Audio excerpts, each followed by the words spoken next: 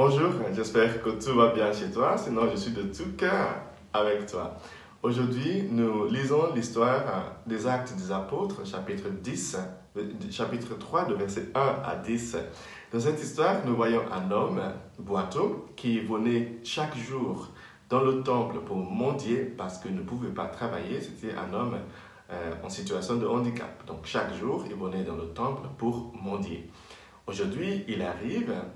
Et il y a aussi Pierre et Jean, c'était après la résurrection de Jésus. Pierre et Jean, c'était après la Pentecôte. Pierre et Jean ont reçu, eux, le pouvoir de l'Esprit Saint, le pouvoir de faire des miracles. Donc, ils viennent dans le temple, là dans la porte qu'on appelle la Belle Porte. Ils arrivent là-bas, ils trouvent cet homme assis en train de mendier. Et Pierre prend la parole et dit à cet homme, « Nous n'avons ni argent ni or, mais ce que nous avons, nous allons te le donner. Au nom de Jésus-Christ, lève-toi et marche. » Et Pierre étend sa main, il aide le monsieur à se relever, et le monsieur se relève et il rentre dans le temple avec Jean et Pierre et commence à louer Dieu et à glorifier Dieu.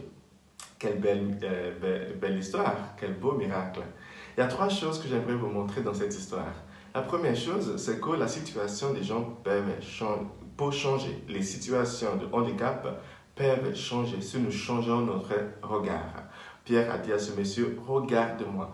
Arrête de me regarder comme source d'argent, source d'or. Je peux être pour toi une source d'autre chose beaucoup plus importante que l'argent et l'or. Notre présence auprès des personnes en situation de handicap est une présence guérissante. Notre regard envers les personnes en situation de handicap peut changer leur situation. Il y a des enfants en situation de handicap qui témoignent, qui ne savaient pas qu'ils étaient en situation de handicap avant de réaliser le regard différent qu'on posait sur eux. Si nous tous, en société ou comme société, décidons de regarder correctement nos frères et nos sœurs en situation de handicap, leur situation va beaucoup changer. La deuxième chose que j'aimerais vous montrer dans cette histoire, c'est que nous avons tous quelque chose à donner. C'est un chant que les enfants à Wagenburg aiment chanter avec Manu, c'est « On a tous quelque chose à donner ». Ceux de Wagenburg, vous connaissez ce chant. Nous avons tous quelque chose à donner. Pierre a dit, nous n'avons ni or ni argent, mais ce que nous avons, nous allons te le donner. Ce qu'il avait, c'était quoi? C'était les paroles guérissantes. Les paroles blessent, les paroles guérissent. Et il a adressé à ce monsieur des paroles guérissantes. Nous pouvons guérir des gens par nos paroles. Chers amis, le monde est difficile, particulièrement pendant cette pandémie. Des gens vivent des choses très difficiles. Soyons gentils avec nos paroles, guérissons le monde par nos paroles. Mais pas que, pas juste avec des paroles. Après lui avoir dit ce que nous allons te le donner, après ces belles paroles, Pierre étend sa main. Aujourd'hui, nous sommes invités aussi à étendre nos mains à nos voisins, à nos frères et à nos sœurs, à nos cousins, à nos amis, celles et ceux qui ont besoin de nous, celles et ceux qui doivent déménager pendant cette période difficile, celles et ceux qui doivent s'occuper de leurs enfants alors qu'ils doivent travailler en même temps, celles et ceux qui doivent faire beaucoup de choses alors qu'ils n'arrivent plus à le faire.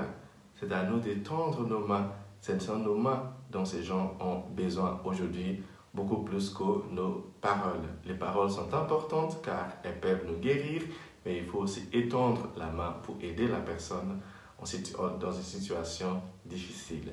Et pour terminer, troisième chose, nous voyons que cet homme, une fois guéri, il rentre dans le temple avec Pierre et Jean et il commence à louer Dieu et à glorifier Dieu. Il commence une vie dans la gratitude.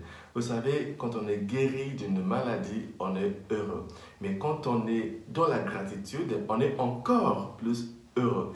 Il est important, chers amis, parce que ce monsieur, il aurait pu rentrer chez lui, mais il est resté dans la présence de Dieu pour louer Dieu, pour glorifier Dieu, pour exprimer sa gratitude. Lorsque nous recevons quelque chose, nous sommes souvent dans la joie.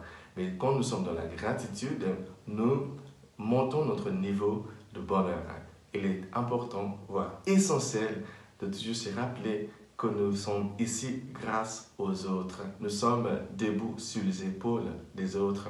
Donc à chaque fois que nous recevons le moindre geste de gentillesse, soyons dans la gratitude, soyons reconnaissants parce que évidemment ça fait plaisir à la personne qui a donné, mais ça nous rend encore plus heureux. heureuse. Que Dieu te bénisse aujourd'hui, le Père, le Fils et le Saint-Esprit. Amen.